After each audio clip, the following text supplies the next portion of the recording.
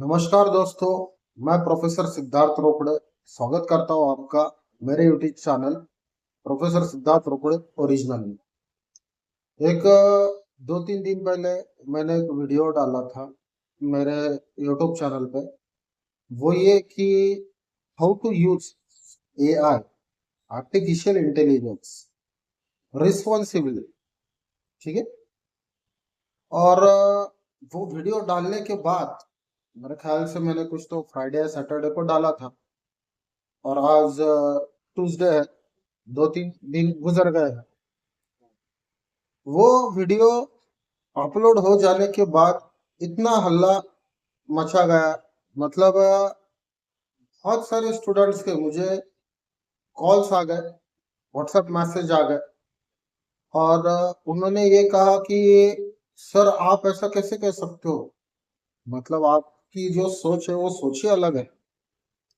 आप जो जमाना है एआई का उस जमाने के खिलाफ एक तरीके से बोल रहे हो। इस तरीके के कमेंट जब मैंने सुने पढ़े तो मुझे बुरा भी लगा और हंसी भी आ गई। मेरे उस वीडियो में मैंने कहाँ पे भी ऐसा मेंशन नहीं किया हुआ है कि मैं उस एआई के खिलाफ हूँ और मैं एआई की कोई भी चीज सिखाने के लिए तैयार नहीं हूँ। ऐसा कहाँ मैंने कहा? ऐसा तो कहाँ पे भी मेंशन नहीं है कि मैं वो सिखाऊंगा ही नहीं, मैं उस चीज के एकदम खिलाफ हूँ। ऐसा तो हमने कहा ही नहीं था। फिर इतना बवाल क्यों? और अब मुझे इस वीडियो में भी ये चीज क्लैरिफाई करने की जरूरत पड़ रही है कि भैया हम उस टेक्नोलॉजी, क्या किसी भी टेक्नोलॉजी जो अपकमिंग फ्यूचर में आने वाली है उसके खिलाफ नहीं है। मैं फिर से ये क्लियर कर रहा हूँ। मतलब अनफॉर्चुनेटली मुझे क्लियर करने की नौबत आ गई। पहले ही अगर इस वीडियो में ऐसा हो गया तो क्या करें। एक स्टूडेंट तो ऐसा था, उसका मुझे मतलब कॉल पे उसने ऐसा कहा कि सर उसने एआई के कोर्स के लिए एडमिशन लिया था लेकिन उसका पूरा मूड ऑफ हो गया, उसका दिल नहीं लग रहा पढ़ाई में। एक तरीके का कहते हैं ना कि उसका दिमाग उसको साथ ही नहीं दे रहा मेरी बातें सुनने के बाद। तो ऐसे बच्चों को मैं कहना चाहूंगा कि बच्चों आप मिस इंटरप्रिटेशन करके अगर आपका स्टडी रुकवा रहे हो, नई नई चीजें सीख नहीं रहे हो तो आप पीछे रह जाओगे। मेरे कहने का तात्पर्य ये नहीं था कि मैं उस चीज को इग्नोर करना चाह रहा हूँ या एआई को आप इस्तेमाल ना करो ऐसा कहना चाह रहा हूँ। अगर मैं ऐसा कहने जाऊँ तो मुझे समूह कोई और नहीं होगा। बात समझ में आ रही? मैं तो वेलकम कर रहा हूँ हर एक चीज का। उस पिछले वीडियो में कहाँ पे भी मैंने ऐसा नहीं कहा कि उसका इस्तेमाल मत करो, फिर भी यार मुझे समझ में नहीं आ रहा कि बच्चों ने ऐसा मतलब कहाँ से निकाल लिया। इतने कॉल्स आ रहे हैं कि मुझे एक तरह से उनका कुछ किसी किस्म का गुस्सा का हो या किसी किस्म की उनकी बोलते हैं ना एडवाइस मुझे दे रहे हैं कि सर आप ऐसा कैसे बोल सकते हो।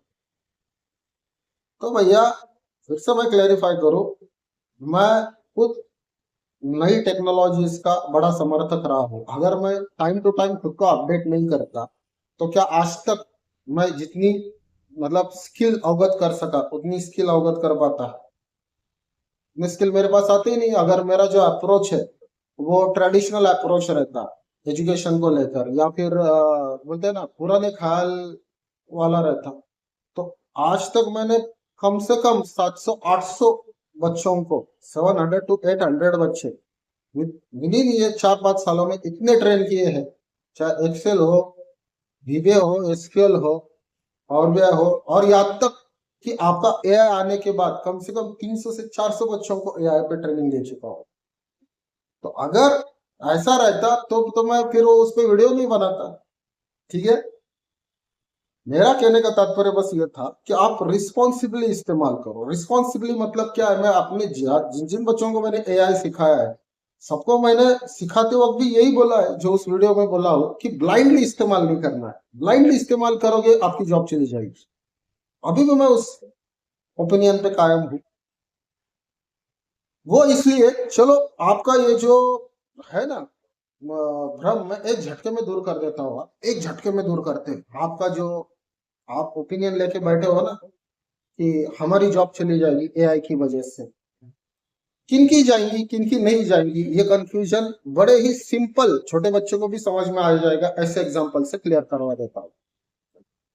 एक एग्जांपल हम लोग लेते हैं, मान लो एक कैलकुलेटर है, ठीक है। कैलकुलेटर का इस्तेमाल हम सब लोग जानते हैं कि mathematical calculation, addition, subtraction, multiplication, division, सब जो कुछ भी करना है चुटकियों में कैलकुलेटर कर रहा होता है, ठीक है। स्कूल में हमें हमारे टीचर ने कैलकुलेटर कैसे यूज करना है उसके बारे में जानकारी दी। लेकिन एक चीज आप मुझे बताओ, मान लो कोई एक फर्स्ट या सेकंड स्टैंडर्ड का बच्चा है, वो किसी भी मीडियम का क्यों ना हो, इंग्लिश मीडियम, मराठी मीडियम, उसका मैथमेटिक्स इतना स्ट्रांग नहीं है, और मैंने उसको एक दिन अपने बगल में अगर बिठाया और अगर उससे कहा कि देखो बेटे आज मैं तुम्हें मैथमेटिक्स सिखाऊंगा, ठीक है। ये देखिए है कैलकुलेटर, और इसे कैलकुलेटर कहते हैं। इस कैलकुलेटर में तुम्हें प्रॉम्प्ट देने, जैसे एआई में प्रॉम्प्ट देने होते हैं ना, ये वर्ड सबको मालूम होगा, PROMPT, प्रॉम्प्ट देने हैं एआई को, तब वो आपको आंसर दे रहा, ठीक है। इनपुट देना है, प्रॉम्प्ट हो इनपुट हो, कुछ तो आपको उसको बताना पड़ रहा है कि आपको क्या चाहिए। जैसे कि मान लो एक्सेल फाइल है, एक्सेल फाइल अपलोड की मैंने चैट जीपीटी पे, और वहां पे कहा कि B2 से लेके B10 सेल में मुझे रिवर्स लुकअप लगवा के दो। मेरा original column, original table C column में, ठीक है। अब मुझे रिवर्स ये लुकअप B2 से B10 में लगवा दो, ऐसा ऐसा मैंने प्रॉम्प्ट दिया, उसको इनपुट दिया, एक झटके में फॉर्मूला आ गया, नीचे तक मैंने ड्रैग कर लिया, मुझे जवाब मिल गया, मैं खुश हो गया। ये सेम एग्जांपल कैलकुलेटर के लिए भी अप्लाई है। मान लो आपको मैथमेटिक्स का यम भी मालूम नहीं, आपको 1 to 100 नंबर्स मालूम नहीं, आपको एक के बाद दो आता है, दो के बाद तीन आता है, ऐसा सिखाया गया नहीं है बचपन में। जस्ट एज्यूम, खुद को उस सिनेरियो में जरा ढालो कि आपको 1 to 100 नंबर्स ही मालूम नहीं है, और यहाँ तक कि जिसको मराठी में बेचे पाड़े, जरा बेचे पाड़े मानतात, ठीक है। टेबल जिसको कहते हैं मैथमेटिक्स में, 2 2 4, 2 3 6, 2 4 8 से लेके एटलीस्ट 20 तक हमें ये सिखाया गया कि एटलीस्ट 20 नंबर तक आपके टेबल, मतलब आपको अवगत होने चाहिए, किसी ने भी कैलकुलेशन पूछा आपको अवगत होना चाहिए। तो आपको वो टेबल भी मालूम नहीं, मतलब मराठी में जिसको पाड़े बोलते हैं, पाड़े भी मालूम नहीं आपको, 1 2 3 4 की साइकिल मालूम नहीं, एब्सोल्यूट नंबर्स मालूम नहीं, शुरुआत 0 से होती है, 100 पर रुकती है, एक के बाद दो आता है, दो के बाद तीन आता है, ऐसा कुछ भी मालूम नहीं। और मैंने एक दिन एक काम कर दिया, आपको बोला कि मैं आपका मैथमेटिक्स का टीचर हूँ, मैं बड़ा जाना माना टीचर हूँ, चलो बच्चों आपको मैथमेटिक्स सिखाते हैं, लेकिन कल अपने साथ कैलकुलेटर लाना जरूर। अब सारे बच्चों को लेके बैठ गया, कैलकुलेटर पे सीधा दिखाना शुरू कर दिया, देखो आपको प्लस माइनस करना है तो 2, उसके बाद ये क्रॉस का बटन है, उस पर प्लस बोलते हैं, प्लस पे क्लिक करो, और उसके बाद 2 + 3 5 जो कुछ आपको दबाना है वो दबाओ, और उसके बाद इज इक्वल टू का एक बटन होता है, उस पर क्लिक करो, आपको आपका जवाब मिल जाएगा। इसे कहते हैं एडिशन। यानी कि मैंने आपको प्रॉम्प्ट कैसे देना है वो सिखाया।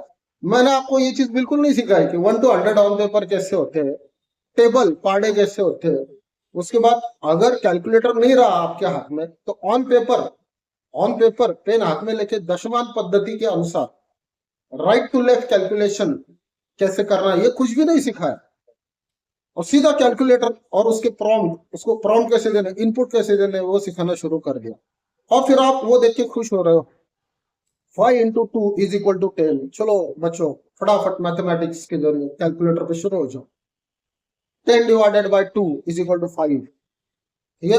देखो चार चार आंकड़ों का एडिशन सब्सट्रैक्शन आप कैसे चुटकियों में कर रहे हो, और चलो आपके जो कोई भी टीचर है स्कूल की उसको ये नंबर्स बता दो। तो अरे ये जो चीज हो रही है, या ये जो मैं बच्चों के साथ अगर खिलवाड़ करूं, क्या इससे सचमुच मैथमेटिक्स की टीचिंग का आ जाएगा?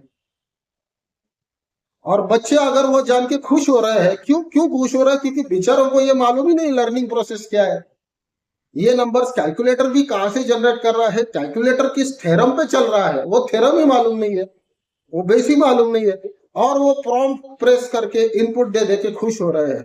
वाह वाह हमारे सर ने सिखाया कैसे प्रॉम्प्ट देने हैं, वाह वाह हमारे सर ने सिखाया कैसे कैलकुलेटर हैंडल करना है, देखो फटाफट में कैसे कैलकुलेशन कर रहा हूँ, लाओ लाओ मुझे जॉब दो। इज इट रियली मतलब इम्पैक्टेबल, मतलब कितना अजीब लग रहा है।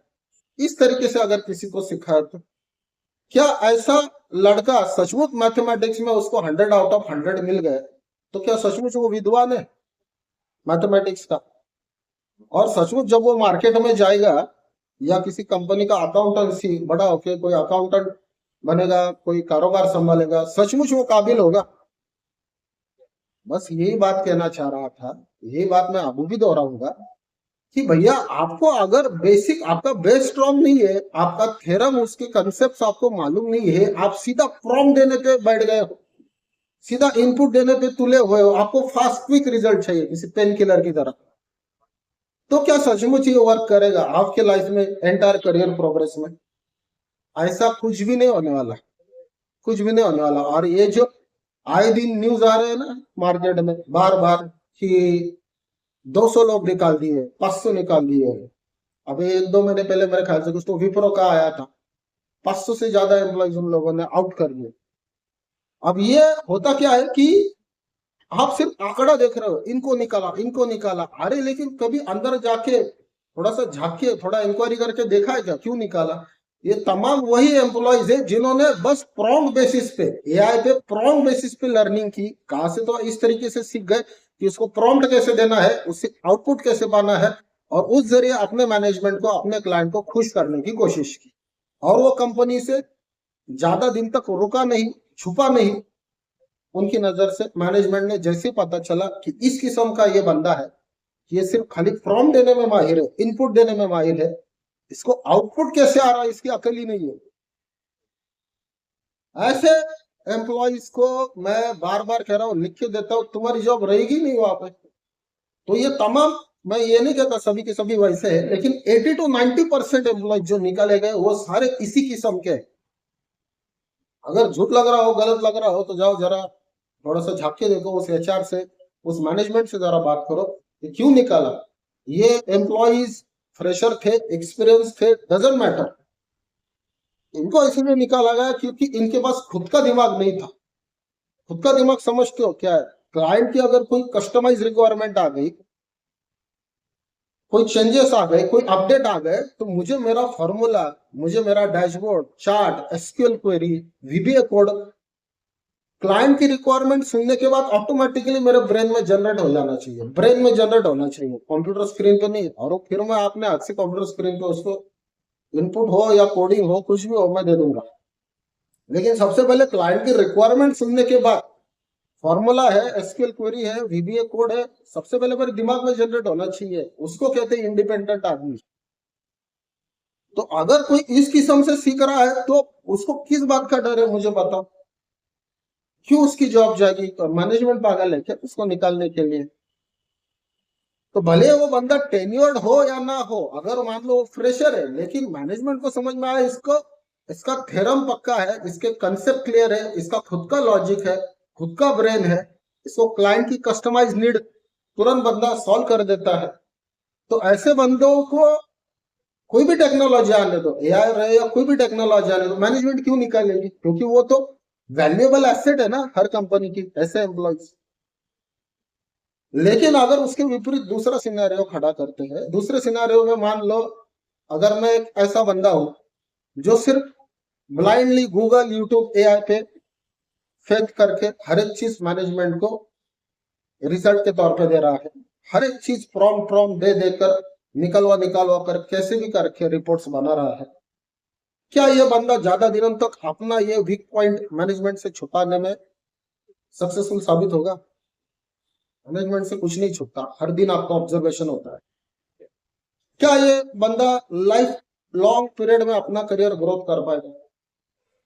इसके मन में जो डर पनप रहा है ना कस्टमाइज नीड्स का, क्लाइंट के जो कस्टमाइज नीड्स आ रहे हैं, मेल आ रहे हैं, उनको फुलफिल करने का जो डर मन में पनप रहा है ना, वो चेहरे पे साफ साफ दिखाई देता है जब वन ऑन वन मीटिंग हो जाती है, अप्रेजल मीटिंग शुरू हो जाती है।